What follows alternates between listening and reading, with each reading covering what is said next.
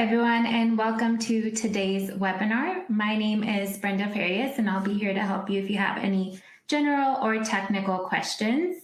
I'm just going to do a couple of housekeeping items here just to kick off today's webinar. So if at any point you need any help today, there is a chat feature at the bottom of your screen where you can reach out, and me and my team will be here to support you. And then for today's presentation, we'll have about 35 to 40 minutes for the content itself, and then a live Q&A afterwards for about 10 to 15 minutes. So if you have any questions throughout the presentation, or if you want to wait until the end, you can feel free to add your questions on the Ask a Question tab that you see on your screen as well. Again, you can add those throughout, or you can wait until the end. We'll be taking questions at the end of the presentation. And then here's a little bit about us before we jump into our content. So we are CMS Wire. We were founded in 2003, and we cover the topics that you see here on your screen, which is digital customer experience, the digital workplace, and information management, just to name a few. And then joining us today is the team with Contentstack, and you can learn more about Contentstack at contentstack.com, but just a little snippet about them. Contentstack is the composable DXP leader, so they empower marketers and developers to deliver composable digital experiences at the speed of their imagination. Contentstack has the industry's highest customer satisfaction rating and is a founding member of the Match Alliance, advocating for best-of-breed, composable technology that is microservices-based, API-first, cloud-native SaaS, and headless. And then joining us today from Contentstack, we have Marina Rossino, who is the Senior Manager of Solutions Marketing. And then we also have Liana Cave, who's the Senior Director, Content Orchestration, Global Marketing, and Loyalty with Hilton. So again, to kick off the webinar today, I'm going to pass it over to Marina. Thank you so much, Brenda, and thank you for the great introduction.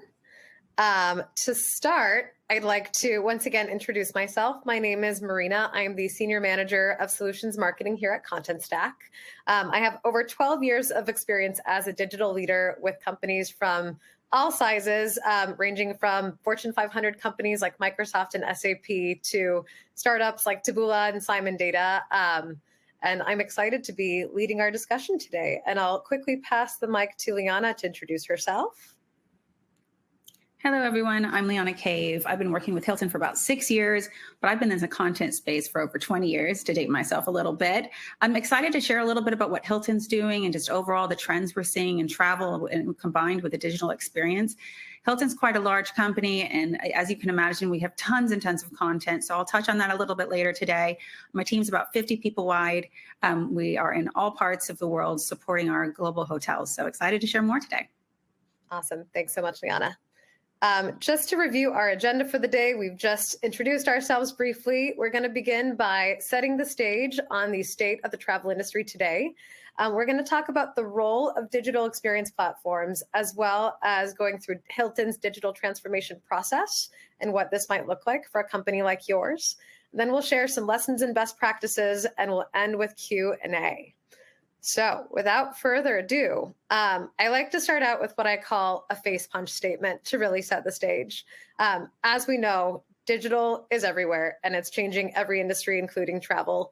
The digital travel market is expected to increase to over 1.2 trillion by 2027. And it doesn't really just end at the plain and simple travel. The big thing that is really driving the impact today for travel and tourism is personalization. 90% of consumers expect businesses to know their interests and anticipate their needs when they're booking a trip. A lot of the current challenges that we're seeing today from businesses are lagging adaptability. A lot of businesses are really stuck with their monolithic solutions, which are really hindering their ability to innovate quickly and react to changing market demands. Today's current digital travel experience, for most part, is pretty generic. And customers expect so much more. They want that personalization. They want their individual traveler preferences to be incorporated into the complete journey from content discovery to conversion. And then the other big piece of this that we see is the operational complexity. Teams are running much leaner today on the travel and tourism front. And a lot of companies are struggling to adapt to evolving market trends, seasonal travel spikes, as far as meet industry disruptions with their technology. So what is composable technology? Some of you may be familiar with this already, so we'll just briefly cover on it, but it's digital interaction as the primary mechanism for customer engagement. It's omnichannel in nature. It's allowing a company to make data-driven decisions through their design. It's agile at its core. It's scalable and gives companies the flexibility and freedom to build unique experiences using only the tools that they need to deliver on those experiences and customer expectations. And we believe that it's central to any future-proof digital operation.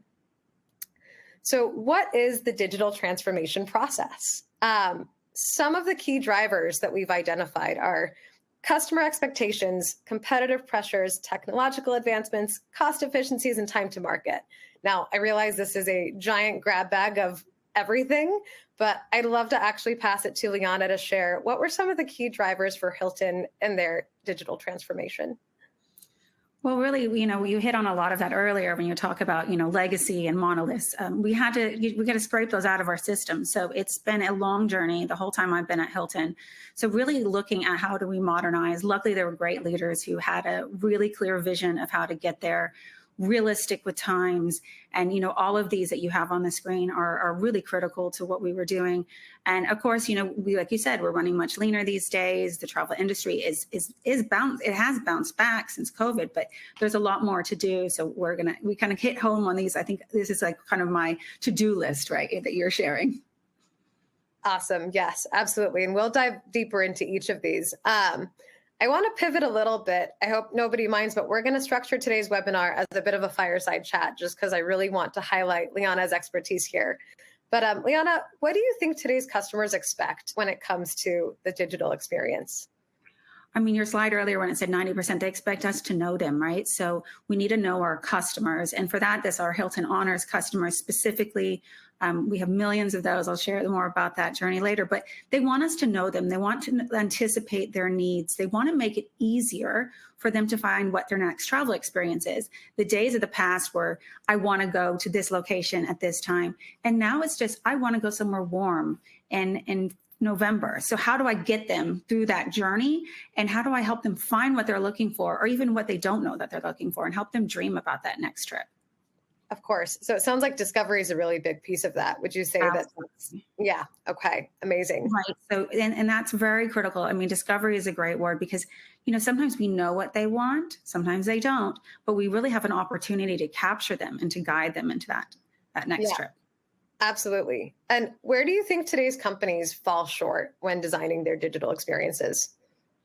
I think not giving people enough time, right? Like there is clear expectations. None of this happens overnight. So I think it's making sure that there is a clear, for your 5-year plan, you have to dream big and then start marching towards it. I think people want something to happen overnight. You can make progress and you can make significant progress, but I think it's just being realistic of where and how to get there.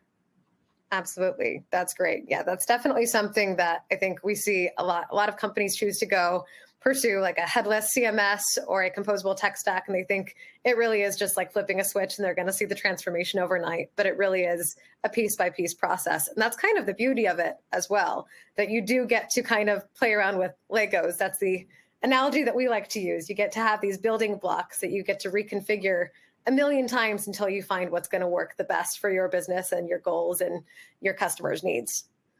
And I think a critical thing just to add there is that it changes too, right? So even you need to have the big vision, but Legos is a great example because your business can change that rapidly and you need to be able to adjust and you need to rebuild that Lego set in a different way.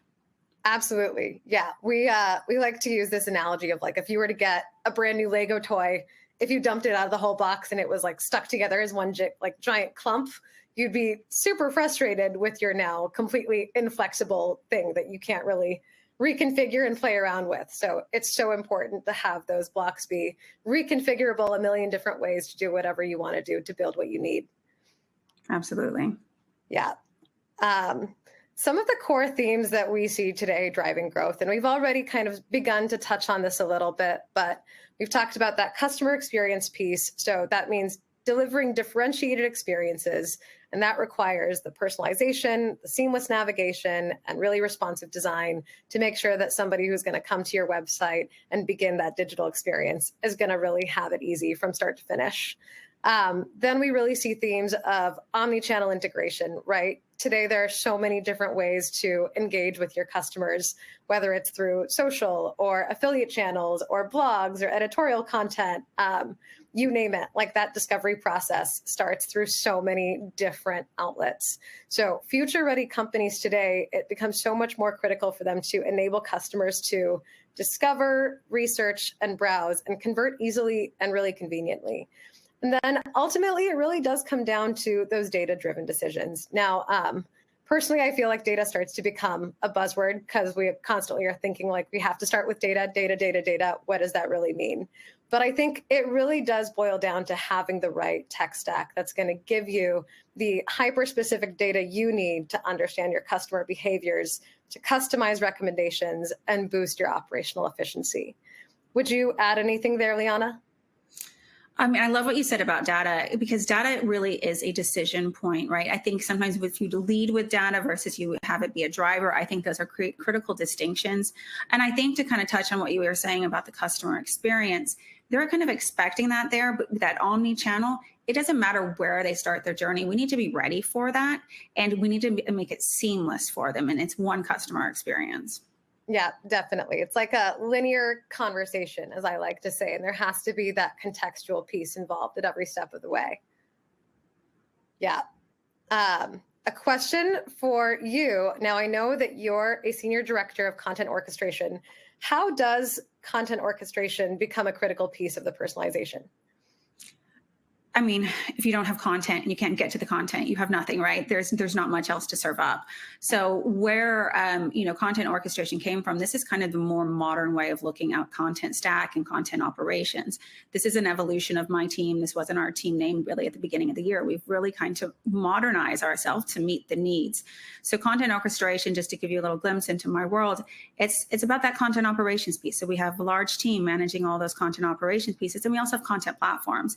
So within there, it's our whole ecosystem that really drives that.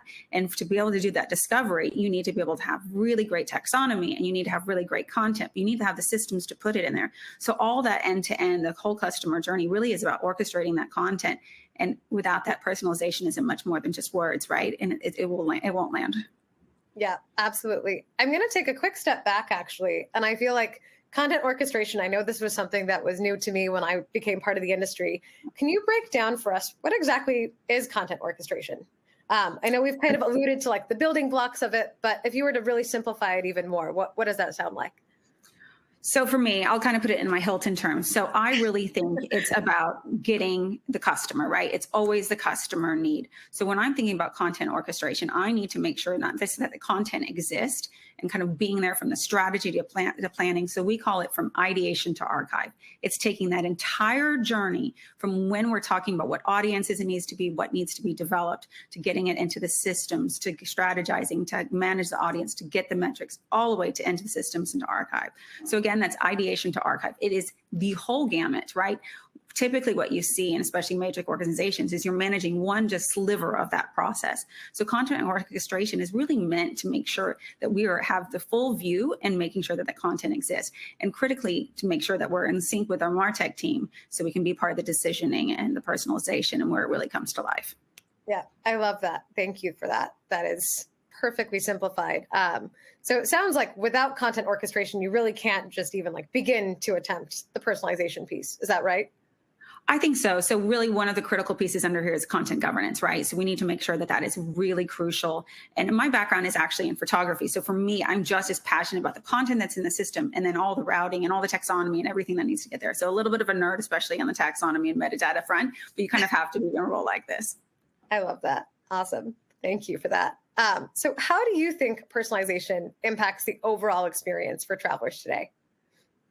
Well, first, it's what they expect, right? So critically, you're meeting their needs. I think when you talk about personalization, you want to be able to make sure that you get those customers, but not just when they're there, right? So we start to think about that conversion, but that personalization is also that email that you get, like, hey, you got upgraded. Hey, this is what to expect. Oh, you're on property. Don't forget to try our restaurants, right? So and we know that you've been here before, you haven't been here before. And so we need to know what that is. And then even post transaction after their stay. So personalization, sometimes we think about just harnessing and getting that customer, but it's really about the whole customer life cycle that's with you. And so you want to make sure that experience goes, because once they leave, you're not done yet, right? So for me, personalization is really kind of being a friend on their journey through that travel. Totally. But I mean, like, I think about my own Hilton experiences. I'm about to get a little bit cheesy for a second, but like, I love when I personally book a trip and Hilton will give me emails leading up to that trip to get me excited for it. Like, that's part of that personalization piece. But then, like, if I haven't visited a particular resort in a while, they might send me an email of like, oh, hey, remember when? And they're bringing me right back to that. They're inspiring me to get back out there and travel again. And that's more of like a relationship management piece to me. Like, that goes so much more beyond just the personalization factor. Absolutely. I mean, Hilton, what we kind of lean on is, the light and warmth, to spread hospitality, right? So we're meant to be hospitable. So you got to think about that experience you have at the front desk. We're kind of trying to take that really personal kind of concierge approach and kind of think that I'm your concierge to kind of take you on this digital journey, right? We really personify what people should be experiencing in our hotels is what they should be experiencing digitally as well.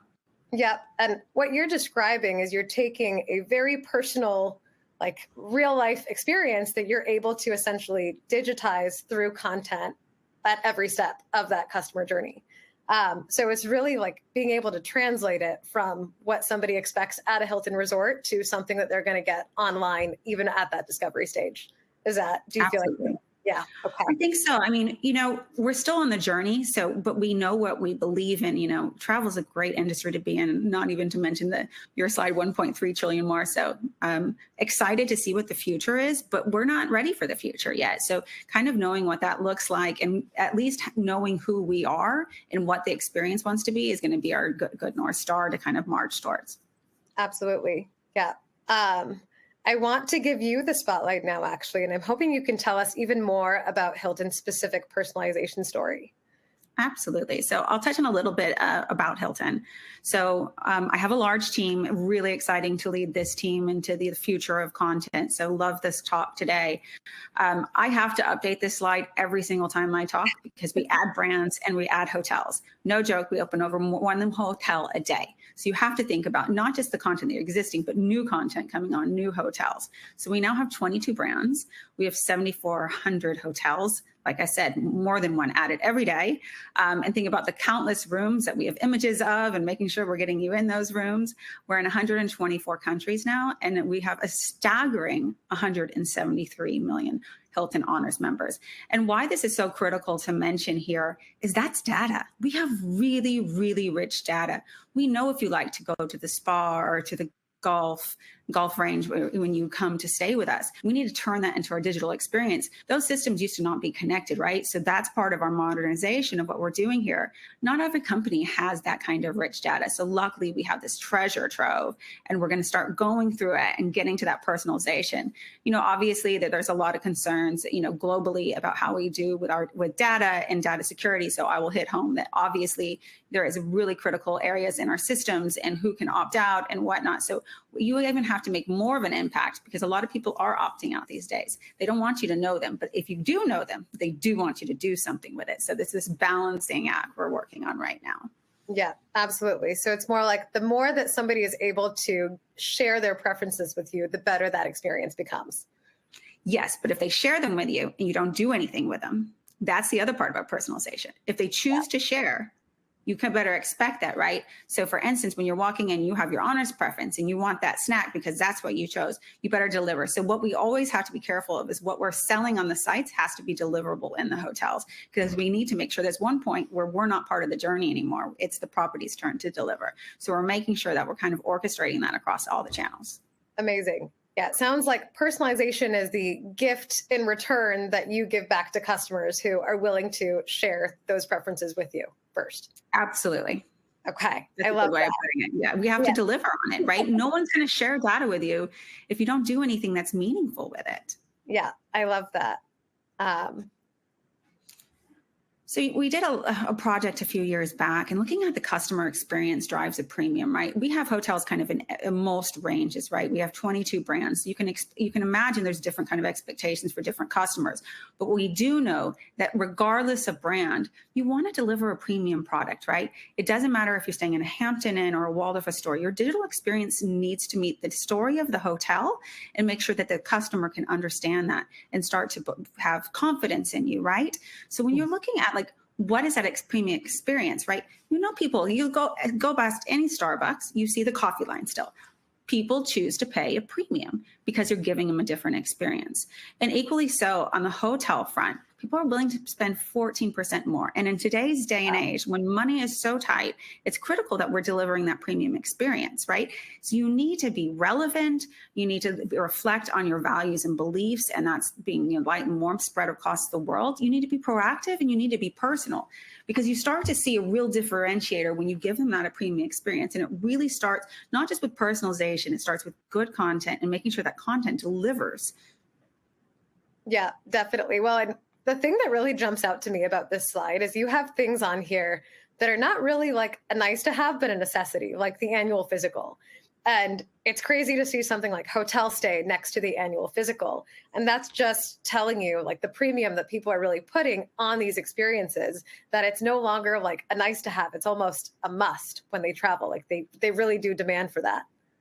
Yeah, and I think we have more people traveling than we ever have before, right? So we're starting to see real uptick in it, and it's across all generations. It's amazing to see that people are really getting out there and exploring the world, and we want to help them do it. Yeah, definitely. This next slide, I love the main statement that you've kind of highlighted, that content lies at the heart of every step of great customer journey. Tell us more about this. So we broke down our customer journey. I'm sure a lot of you can relate that it's very similar to some of these things that you probably can see. And I touched on a little bit earlier, but dreaming was actually one of the newest states that we added, because people would go right to that shop, right? So under Dream, we have content marketing articles. We have great videos that kind of highlight our different properties. We want to get people thinking of Hilton and dreaming about where they could go with us. And what we will also look at is that shop experience and book. And people want to plan, right? They're planning. After they booked, they're not done, right? So how do we help them in their planning phase? Because there's a period of time between when they booked until they arrive. And we're not going to just not have messaging for you. You talked about your emails that you get, but there could be even longer between that, right? So we're just getting them excited about that journey, no matter what the occasion is, and then the arrival and whatnot. So what we want to do is have content that takes them on this journey. They may skip over steps, they may start in different places, but critically, we want to make sure that we're delivering them content that meets their needs. And I think the biggest thing that I want to point out here is what's really happened is when I was talking about the different kind of content orchestration, and before the days, there was a team that would have done shop, there's a team that would have done book, there's a team that would have done arrival. So content orchestration is taking all of that and making sure we're consistent, we're delivering on that omnichannel promise. And it doesn't matter where you start. You can look at TikTok and you can start to book our hotels, right? So it doesn't matter, but that needs to feel like us. Obviously, brands can have different tone of voice, and different customers expect different things. But if we don't see this as a whole orchestration that we need to deliver against, it's going to be fragmented for the consumer. And they feel that. And that's not even just talking about personalization. It's just that consistency of content throughout the entire journey. Yeah, absolutely. And I'm curious. So, in one of our conversations, you told me about bleisure, which I'd love for you to share with the audience. But I'm curious, like for instances of travel, like for bleisure, does this change? Does this journey evolve in some way, or does it kind of like split at any point and look differently for the different kinds of consumer? It can be split. So bleisure is a new term. I can't take credit for it, but it's a combination of business and leisure. So what we're seeing, especially post-COVID, is this blend of someone needing to go on a business trip, because luckily business travel is back. It's great. I mean, I love to get out there and visit hotels. But what we're seeing is people are tacking on either days at the beginning are at the end of their business trip to take advantage of already being in a location. And that's where bleisure comes in. And absolutely, this journey does change. So what you start to see is sometimes they might be booking through one of their channels at their businesses, and then they book that up. So you don't know necessarily how they're weaving together the different parts of their journey. So we need to be as flexible as possible to make sure that we're accommodating that and aware of it. And I think one of those things when you're talking about, bleisure, like, are they then bringing family along? Are they bringing a spouse? So are we starting to see that there's different needs at different parts of their journey? And how do we start to flex for that? Because bleisure is a really exciting thing. And I didn't even know that I was doing it pre-COVID, but I was, because I always take advantage of kind of extending my stay and getting to have a little bit of a journey. But that's the fun thing about it, right? You get somewhere. Yeah. So bleisure is definitely a segment that's growing. And to be honest, when we were talking about that Lego set, what you start to see is that's something that wasn't really on our radar before, right? Some people were already doing it. I was a little bit ahead of my time, but what we're seeing is that definitely we need to accommodate all those flexibles. And we don't know what the next term and what next traveler is going to be. Things change that rapidly. Yeah, and it sounds like with how quickly things are changing, that digital journey also has to continue to evolve, and you have to have the tech in place to be able to adapt and stay flexible and keep up with current trends and help people through their bleisure.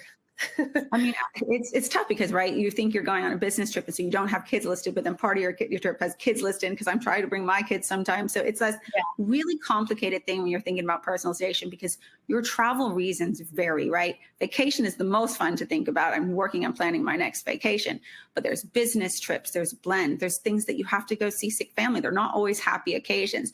Always we like to look at the positive, right? But we need to match those needs of that customer at that time, because a customer needs change each time they might be visiting our site, which is one of those really critical things when you're thinking about personalization. What kind of journey is it they're on right now? Well, and it sounds like another big piece of this too is also making it possible for your customers to quickly make changes to their plans as well. Would you agree with that? Absolutely.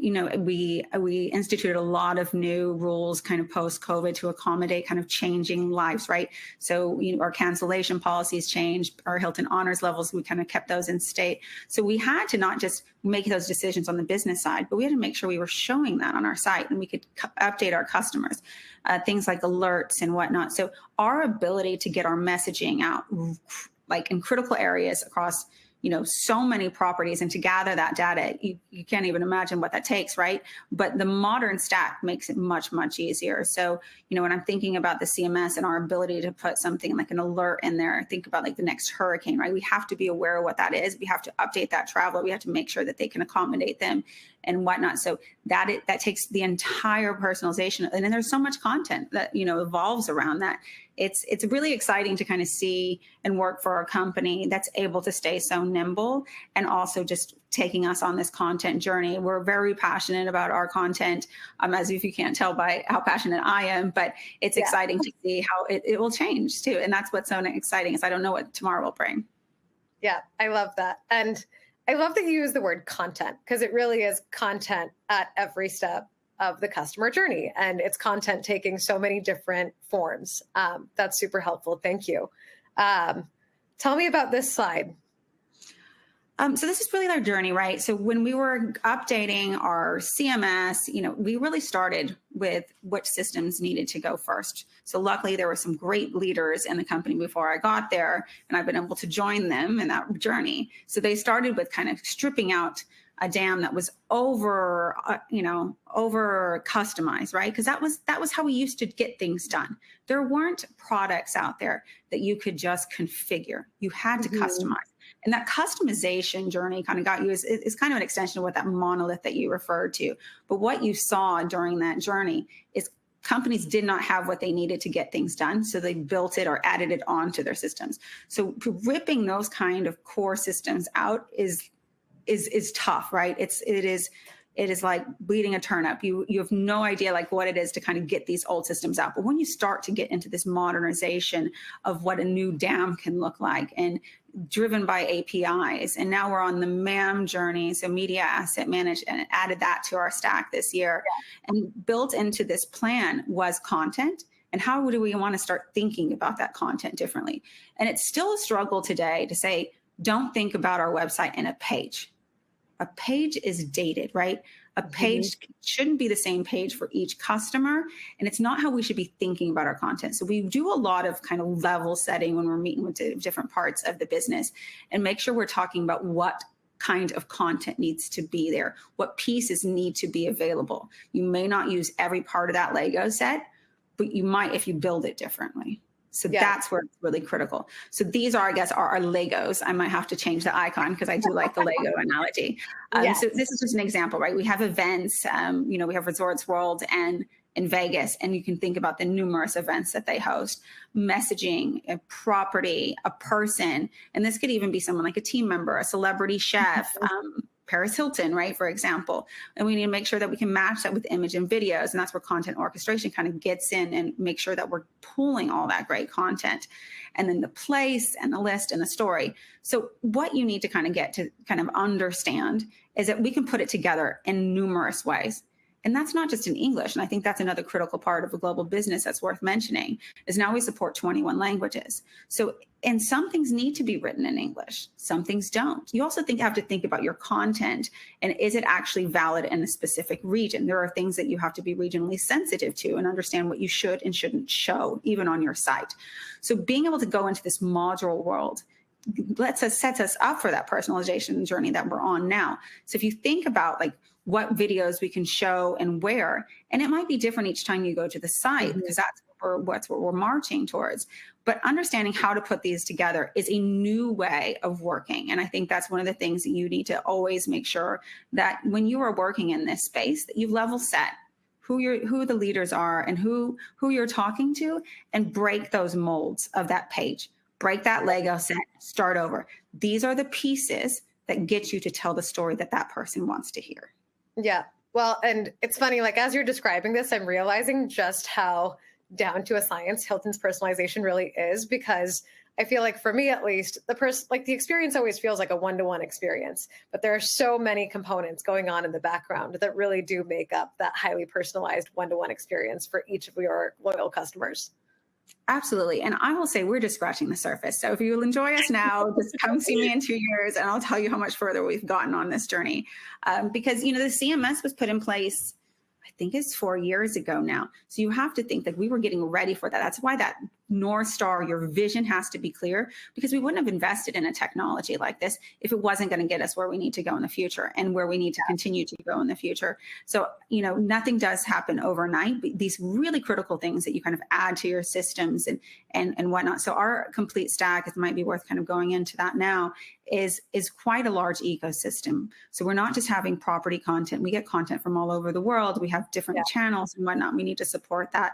So within the stack that's specifically on my team, there's much, much more to it. But I manage the CMS, the DAM, the MAM, our third-party distribution. So you have to think about all the different places you book. So even if you're not booking through our channel, we need to make sure that we also give you the great content experience. So we're making sure we distribute that content. We have governance over that as well. So it's critical to look at that. The next part of our journey is kind of more advanced taxonomy as well as advanced usage rights, because we need to make sure we stay nimble. Yeah. So tell us a little bit about this picture of like yesterday versus like the CMS today that you guys are on.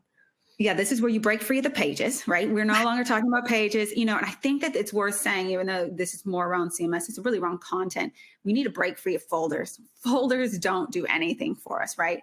That's not how we think. It's not how we search. It's not how you discover, going back to your word, but looking at that single channel, that really just one-to-one, like this is what I'm going to deliver to you. It's published. It's like almost putting out a paper, right? Once that paper gets delivered to your house, you can't change it. That's not us anymore, right? We're a digital channel. We're almost expected to kind of change so radically and adapt to who you are and what your needs are at that moment. So this is the break free slide and really just kind of looking at that omnichannel. And to be honest, like we are just getting started, in my opinion, which I actually find exciting and not kind of off-putting, because I know we have the foundational elements to get us there and to get that to that omnichannel. Because we've been hearing omnichannel, I think, since I started in this industry. Yeah. And how many companies can truly say that they're omnichannel? Like still we're working towards it, right? Because there's also new channels that get brought on. All so the time. Looking at headless, that headless CMS is really critical, right? That's what gets you there. And, languages also sits on my team. And so having governance over kind of how we look at languages and how we discover it. So we really have put a lot of rigor around our publishing community within the CMS to make sure we can kind of deliver that global needs, because as much as we are a modern global company, we haven't been catering to that whole entire global audience. And so personalization, if you are in a global company, includes languages, it includes your assets being looked at for being regionalized and understanding that. So it gets even more critical in personalization to make sure you can deliver all of that. Sure. Yeah, absolutely. So just kind of take home. Yeah. Oh, sorry. Oh, I was just take home what we're doing. You can share some key takeaways with us. Yes, absolutely. So personalization can make or break a customer retention or loyalty, right? They're not going to give you that data unless you deliver against it, which is kind of astounding to me. And I hadn't realized it till someone said it. And it sounds so obvious when you hear it. You're like, well, yes. But sometimes you have to hear these kind of real basic things for it to sink in. Content matters at every step of the customer journey. I mean, we want to be relevant in their lives. And so you have to think about how do we add to it, not take away, not send too many emails. We want to make sure that we are giving what you want when you want it, and just kind of being there for you in a digital way. And the ability to react to trends and the moment improves. I mean, bleisure, right? It's new. So what's the next bleisure? We don't know. So being able to be adaptable is critical. You know, data should inform your content. I love data, but I don't think it's everything. I think it gets played up a little bit more, just almost like AI, right? It's a buzzword, I think. And what we need to understand is that data is just how you make decisions, right? I'm trying to decide where I want to go. That data of understanding what you're looking for is going to be critical, kind of what you've looked at in the past, maybe on our site, but it is not everything. It should help though. Flexible, adaptable tech is key. And the pace your customer needs, we have to really be thoughtful about everything that we do. And I think that's kind of a trend that we're seeing. We run much leaner. People's wallets are not as full as they used to be. So we need to make sure that we're delivering, no matter which brand you're going to be going on, no matter which country, we need to make sure that we're kind of on that journey with you. Yeah, absolutely. Thank you so much. I did want to share a couple of non-traditional use cases because I know that we have quite the variety of travel and tourism companies joining us here today. But like localization becomes a really big piece. We've seen a Nordic airline leverage composable technology to really streamline their localization efforts and build a content center of excellence to nurture that discovery and customer loyalty that we've been talking so much about today. Another use case, innovation and agility. You know, we've talked a lot about the inflexibility of monolithic solutions. One of my favorite use cases, we saw a global travel company actually leverage their services through an editorial site they built using a composable technology stack. And that editorial site now drives their bookings by inspiring customers via travel guides and new articles, and things that you might get in your inbox when you're not even looking to book travel. So that's a really fun use case that I personally love. And then, of course, the personalization factor that we've touched on for the last 45 minutes or so. But it really is so possible for companies to adopt a composable technology stack, streamline their omnichannel strategy, deliver those personalized content pieces faster. And in this particular case, we've seen customers 5x their organic site traffic. So it really is a huge difference in that tech stack and the pieces that come together to make it fit perfectly for your customer needs. Before we get into Q&A, we'll recap a few key considerations to think about before you start pursuing a composable technology stack. So it's really critical to think about the goals. What kind of experience are you looking to deliver to your customers online? Think about the innovation. Will your team truly be able to run faster and with greater ease? There's the agility piece. With a composable solution, will that enable your team to actually move quicker? Think about the future readiness. How well will this technology actually enable your brand to adapt to your evolving customer needs? And then lastly, but most importantly, the ROI. And this is the piece that's going to matter to everyone that you're going to for buy-in to adopt this sort of solution. How much is it going to cost, and what will the impact on revenue look like? Liana, would you add anything to this list? I think this is a really great list. And I think one of the things on return on investment, I just want to expand on, that's a really tough one, right? So you need to know your business. And I think when we're talking about content orchestration and really kind of having that holistic view, we need to understand our impact of what we're doing, because often we're looking at a single system to drive that, but you need to look at what you're doing kind of overall and make sure that you do that. So this is where data is really important, because the data is not just the channel. You need to make sure that you're thinking kind of outside the box to kind of do that return on investment, because a lot of what we do is sometimes to get hard funding for. So what you need, and this is kind of just my PSA is look at the data, look at how it's going to have business impact, look at those business goals and seeing how it reaches business goals, not just say that they're going to deliver the content and it's composable. That composable data is going to get that new hotel online faster, so our competitors don't get that hotel. It's things like that you need to make sure, because what we do really matters. And this is a really critical point to tell that story. Amazing. Thank you so much. Thank you, Liana, for your amazing insight and storytelling. It's been so great to have you here. At this time, we will open it up to our Q&A, and I will pass it back to Brenda.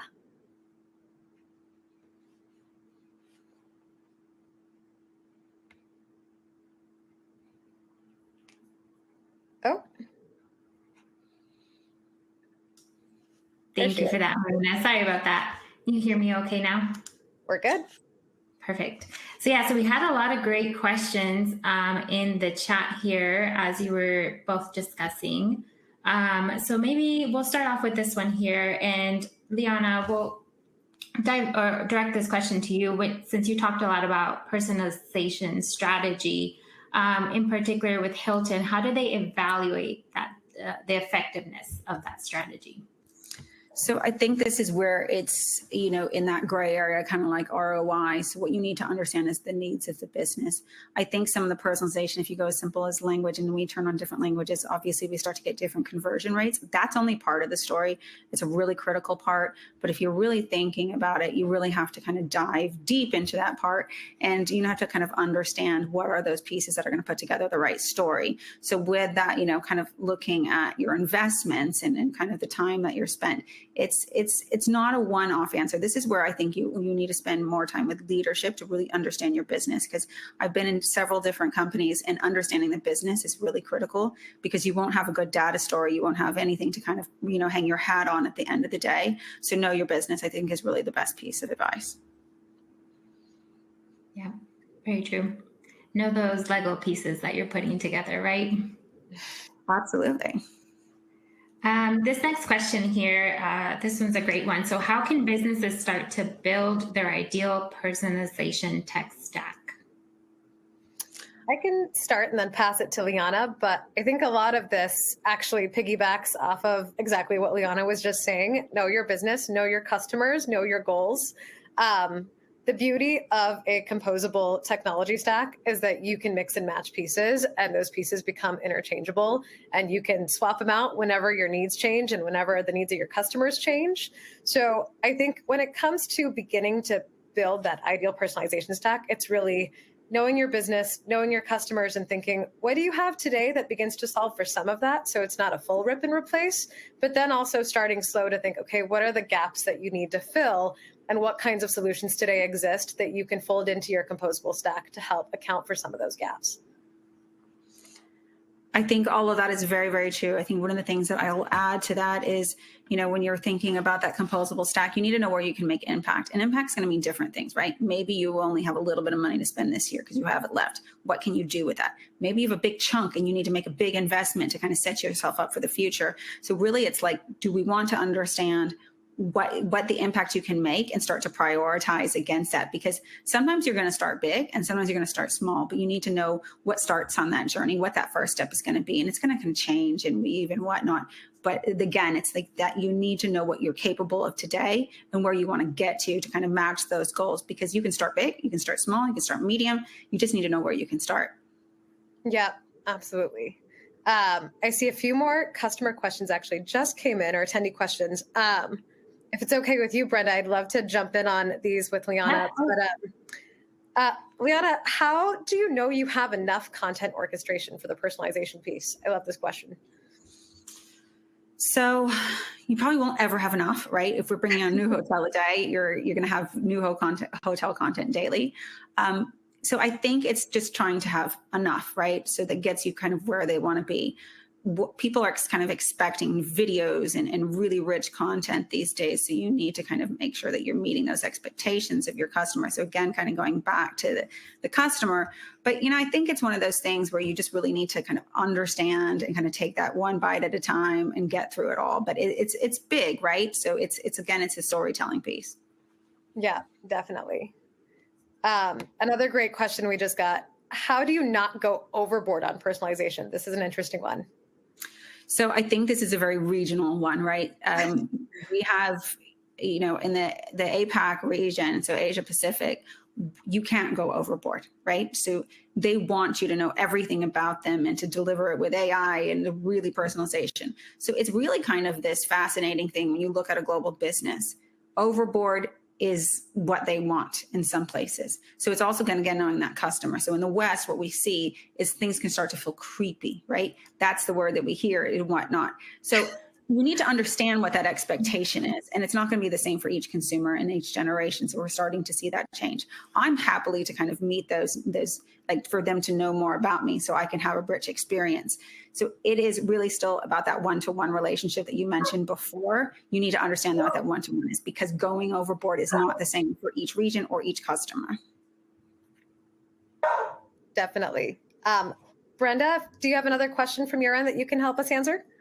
Yeah, I have another great one that came in. So what are some of the personalization trends we may begin to see more of as we go into 2024? I can take that one. So the trends that we're really seeing is that, it's the combination of kind of not understanding kind of where their journey is and where they're going. So we want to be able to guide if they don't know, if they do know, because what we're seeing is a lot of people were kind of used to search terms, right? Google was, I want this plus this plus this. But what we're seeing is it's much more contextual. It's like saying a sentence. And this is how the modern generation is thinking. Like my kids, for example, they don't just text, they say it into the phone, like saying what they're searching for. Mm-hmm. That's how people are starting to kind of want our data. So we have to think about how do we start to take what is natural language and meeting their needs, and then maybe even being unclear about it, but expecting us to fill in the blanks. So it's really conversational now. And I think we never really thought of our content and the way that we looked at it as a conversation, but that's where we're at now. So there's these trends of kind of looking at that, as well as the consumer trends, which is, business is back. So that's the biggest, I think, great thing, but it's different now. So we want to make sure that we're meeting the needs. And some of that needs is looking at different brands, right? If I get asked the question, why do you have so many brands? We're meeting customer needs. You don't always want to stay in a specific one. You might be on a budget. You might be on a business trip, and you can stay in these kind of different places. But what we need to understand is we're meeting the needs, and we can see needs that aren't being met. So that's where we bring new brands on. So customer needs kind of starts with that brand pillar of what we're providing, where we're providing it, and then kind of understanding the occasions of those consumers after that. Yeah, great points. And then here's another great one that came in. How do you use AI in your discovery journey? Okay, so AI is everywhere. Again, I think it's a buzzword, and AI has been around forever, right? Like the first instance was like in 1958 to play checkers, right? It's been around forever. All of a sudden, because there's generative AI, it's this big thing. But what we're understanding is kind of going back to that conversational piece is we need to understand and break down what that is into actual search terms, right? Because not all of our systems think in that way. So AI is kind of that connecting the dots and kind of it is the web. It's the thinking of what those things are to kind of pull them together and to make those items discoverable, whether you know what you're looking for or not. And so that has to be very dynamic. Great. Thank you. And then here's another great one. So we have, maybe this is more for you, Liana. So what are some of the customer experience and content orchestration tools that you personally would never get rid of? None of them is the big answer, unless they're not modern, right? So I think right now all the systems that we have are modern. They've all been, either replaced right before I got there, or I've been part of that kind of modernization of the stack. So as long as your stack is modern and meeting your needs, that's the most critical. Like we're adding we're going to add a taxonomy system, we're going to add a usage rights system. Like these are really critical pieces to get us to that next level and the next level of personalization. So I'd get rid of none of them. I would add more. Obviously, that's kind of on our plan, but as long as they're doing what you need, right? And it's hard to give like a single answer for that. But for me, none, as long as they're modern and they're flexible, composable, like we're talking about today. We did have, dams that we ripped out, and we didn't have a MAM. So there's lots of parts that kind of go in this. We still have a couple other CMS in the background that aren't doing what we need to do, but we're kind of on that migration approach to get everything into that one stack. I will say redundancy, though, maybe that's a hard one, right? Because if you have multiple CMSs, multiple dams, it is easier to kind of look to see if there's a solution that's kind of all of that for you. It does make personalization much, much easier. So redundancy and modernization, I think, is the biggest things when I look at which would I get rid of. So for me, maybe the CMSs, but that's planned for so soon. Great. And maybe just kind of leading into that. So does going composable require a full rip and replace of existing technologies? I know we kind of touched base on this a little, but maybe just more in detail. I can take that one. But like we've kind of been saying, is that it's modular in nature, right? Like we don't want to open up our brand new Lego toy and dump it out and it comes out as one big chunk. So it's not a rip and replace. It's not just this one big solution that you have. It's a bunch of little pieces that come together to form your ideal solution. And much to what Liana was saying earlier, it's not something that happens overnight. So it's actually even recommended to start with some pieces that are familiar to your business, that are critical to how you operate today, that you can essentially build onto. I loved Liana's answer about like, what are the tools that she would never get rid of? And she said, none of them, because it really is an evolution of your existing tech stack. You're continuing to build and build and build. And it's always going to be kind of like a reimagining based on how your market evolves, how your customers' needs evolve. So it's absolutely not a rip and replace. It's an addition to, and if anything, it makes it so much easier to continue to reconfigure those pieces however it is you need them to work. Yeah, I love that, being able to constantly reconfigure as the needs are changing, right? So we have one more question here, and I think this is a great one as well. So how do you evaluate what's working and whether your investment in your customer experience tool is paying off? I know Liana touched on this a little bit, but I think it's really a continuous process of evaluating and reevaluating and continuing to look at your data and understand your data. And Liana used a really great word, to inform your strategy, where like your data isn't your whole strategy, but it informs your strategy. Liana, do you want to dig in a little bit more on this? Yeah, absolutely. So I think when you're approaching it, I'm very mindful of kind of how we approach things. So it's really sitting under the marketing umbrella, you have to learn the marketing speak, right? So it says telling the story from beginning to end, and that's kind of the customer journey, right? It's a story and end. And when we're talking about, just kind of investments and kind of what we're doing, we tend to just look at what we touch and what's right in front of our face. And that's not the whole story, right? There's so much to it. That's why content orchestration is this long journey, right? Ideation to archive. So we're no longer in that. And that's how our customers actually interact with us, right? So we need to make sure that our tech stack and the way that we talk about how the data that we collect and how we prove that we had value, it is a story. And there's data points in there. You have to think outside the box and not just what's right in front of you. That's the really critical thing to know. And if you're not getting that kind of at your organization, because sometimes I've had to fight to kind of understand the business and whatnot. So you just need to make sure you find the right leaders. You're mentored even within your own kind of system. So a little bit of kind of coaching right there. But that's really critical to kind of any success, is being able to story tell what you do, tell the impact of what you do. And the impact isn't just this is how many views and this is how many conversions. It's so much more. What are we delivering on? Like what is, and you shared when you were saying that you felt like we were kind of with you on that journey. How do you quantify that journey? How do you understand that? And some of that's consumer insights. And I think that gets downplayed a lot, and understanding what is consumer sentiment and weaving that into your story, because what we do in the content space is bringing that story, not just how you can talk about the story, but that's your story of your company that you work for, and making sure that you can feel passionate about it and you're getting out there. So how do you quantify that? You can't, but you can start to, and you can start to tell a story, get your leaders or, your team really like engaged in this, because there's impact of what we do. We went to my team and we were doing really it was an impact workshop, not clever in names, but that's really what we were doing. And we're tying back to everyone's job at Hilton. How do they really impact the customer? And for them to map that, they can start to see their own value, right? So when you start to have their own value, your team values what you do, you really have that full view, which is really critical to this space, because content we're talking about it module, but what that really does is that puts it together for that person so they can really experience your brand. I feel like that's the perfect way to end. Yeah. Yeah, and we had great questions. So unless you have anything else to add, I just wanted to take a quick second just to do some housekeeping items as we close down the webinar. One, I want to say thank you, both Marina and Liana, for just letting us witness such a great discussion. I personally have tons of notes to review myself. And thank you to our audience members just for submitting great questions and being active on the chat. Today's webinar was recorded, so you'll receive an email with the link to the recording as a follow-up. So you can go ahead and review it, share with your teams, and be able to apply today's lessons. So just keep an eye on your inbox for that. And with that, we'll go ahead and close this out. And thank you to everyone for being here. Thank you all. Appreciate it. Thank you.